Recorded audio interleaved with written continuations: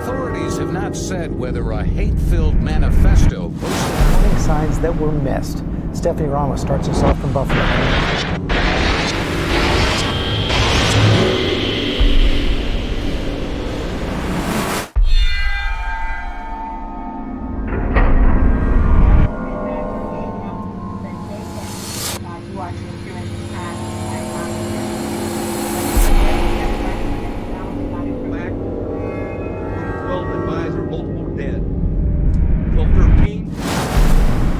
About yet another mass shooting to tell you about breaking news at still unfolding. But here is what we're just making sure people know we're still in this fight. Justice for Greenwood is going to continue to push forward, and we want people to know what we're doing so they can join with us at justiceforgreenwood.org.